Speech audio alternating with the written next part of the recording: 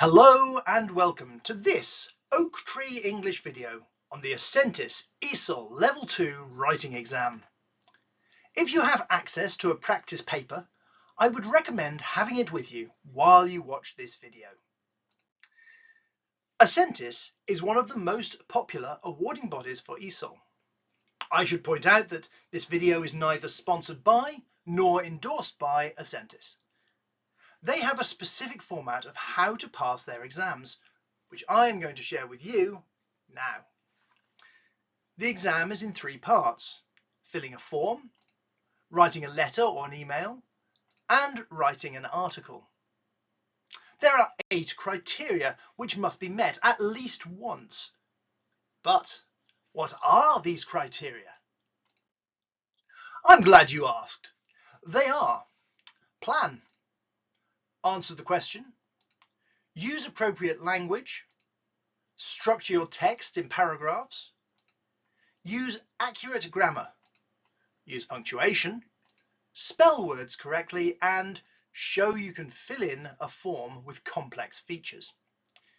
You have to achieve each of these criteria at least once and have 5 criteria fulfilled in the letter and article.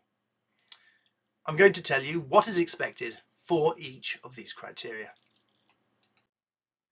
The first point is planning. Making a good plan for your text is always a good idea, and in this exam you are rewarded for doing so. Planning saves time and confusion, so remember, failure to prepare is to prepare to fail. You're given a blank, unlined space on your exam paper, which specifically says, plan your work here. However you like to plan, like an artist with a mind map or like a lawyer in a numbered list, it should be done in the space provided. You should read the rubric of the question carefully to make sure that you include all of the points requested. This is a good time to also imagine some of the sentences or devices you might use. Here is a sample question created for me by AI. Write an article of approximately 220 words. Your college magazine is running a special feature called Online Resources for Learning English. You have decided to contribute an article about the Oak Tree English YouTube channel, thank you ChatGPT, which you have found helpful in your studies. Write an article for the magazine. Include the following information: a description of the Oak Tree English YouTube channel and what kind of videos it includes, awesome ones, how it supports learners in improving their grammar, vocabulary or other skills by being awesome, a personal example of something useful you learned from the channel, how to be awesome, and why you think other ESOL learners should subscribe or watch the channel, because it's very good. So you might start by planning with the basics of what you're writing. In this case, an article for students. Then the ideas of the necessary points. That would be description, the support offered, the personal example, and recommendation. May I suggest, don't write those words around your cloud. Instead, for description, say how you're going to describe it. For recommendation, say how you're going to recommend it. I recommend this channel because it is very interesting.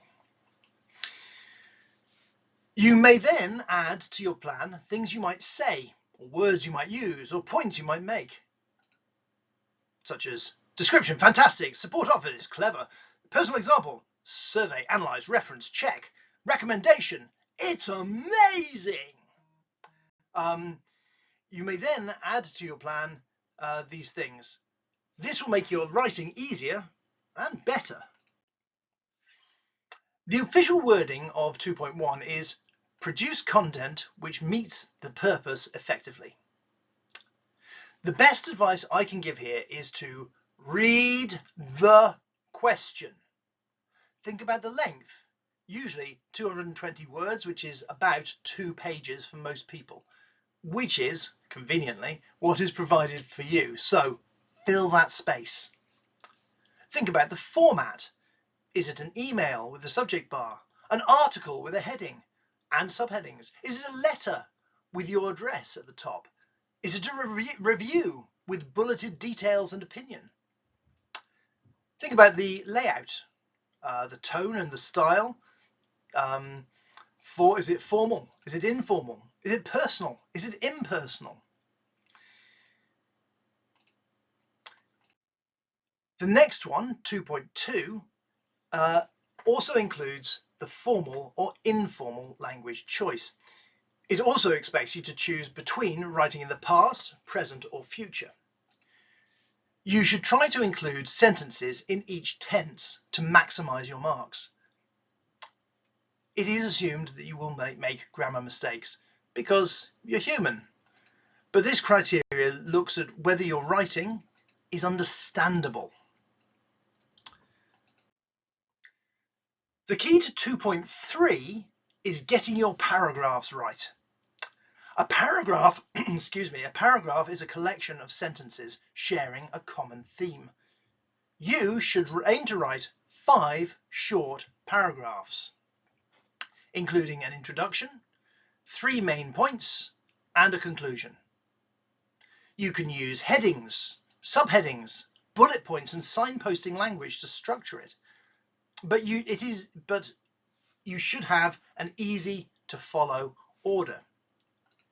You should follow the conventions of the format, such as Dear Sir and Yours Faithfully in a formal letter, or using the third person and passive voice in factual texts like reports.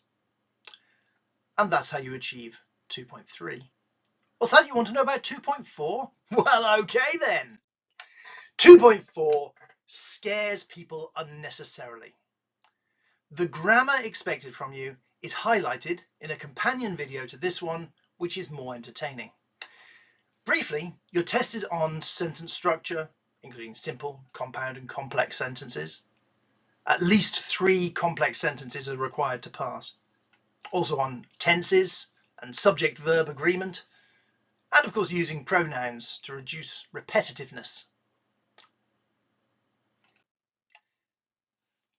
Punctuation is important and can save lives. Let's eat grandma, or let's eat grandma. Punctuation is important, therefore it is tested in criterion 2.5. You need to use 4 or 5 different punctuation marks and capital letters accurately.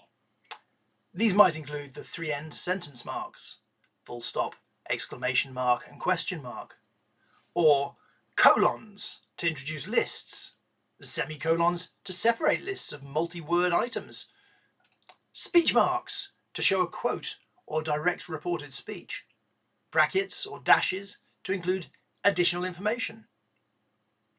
Apostrophes have 2 uses, only 2 uses, omissive and possessive. Never use an apostrophe to make a plural or show third person singular. An apostrophe is for a contraction like don't, I'm, it's, and for a possessive such as this is Jane's pen. Commas to slow a sentence down and to separate lists, including lists of adjectives. You may also use bullet points in a list. Make sure you have used capital letters, which fill the whole line. To make it clear, at the beginning of sentences, for the pronoun I, for names of places, days, months, festivals, country adjectives, languages, and so on. I have a whole punctuation video if this is an area of difficulty for you. Spelling can be an issue in English because we have so many different languages mixed in that our spelling rules are not rules. They are advisory at best. In many languages, one letter has one sound. So if you can say it, you can write it. And if you can read it, you can say it. English works differently. We have silent letters, consonant clusters, diphthongs, and the ever mysterious OUGH conundrum with its 7 possible pronunciations. English words have to be learnt. This is done by reading, At level 2, you are expected to spell common, technical, and keywords correctly. If you make a mistake, such as spelling weird Keith with the I before the E, you will get credit because you're using the spelling rule I before E except after C, but only when the sound is E. Even though these words are an exception to that rule. Minor errors can be made so long as they do not prevent understanding. Other things to look out for are homophones, where a word sounds like another word but is spelled differently and means something differently, like night and night. Also, be clear on rules about double letters like run and running. I have a video on that. 3.1, this last criteria is attained by the first task, filling in a form. This form will have all the normal stuff, name, address, postcode, etc., which must be filled in with appropriate capital letters, as usual. But it will also have another section where you need to tick or delete, that is cross out, or circle the appropriate choice. Please read the instructions carefully because it's easy to make mistakes there. And there's also a third section where you'll have to write a minimum of 5 sentences. There are usually 3 questions, so answering each one with 2 sentences would be a wise choice. Your sentences should be appropriate to the question, have a subject, verb, and make sense, since these are the basic requirements for a sentence. If you make a couple of mistakes in complex grammar, then you can still achieve. If you make basic mistakes in simple grammar, then you won't. So, to recap, there are 3 tasks: filling in a form, writing a letter or email, and writing an article. To be completed in 2 hours 10, that's 130 minutes. There are 8 criteria to satisfy, 1 for the form, 1 for planning, and 6 for content and spag. You must answer all questions. You've got this. Go and enjoy yourselves. I hope you've enjoyed this video. If so, please remember to like, share and subscribe, and why not tell all of your friends about Oak Tree English. Good luck.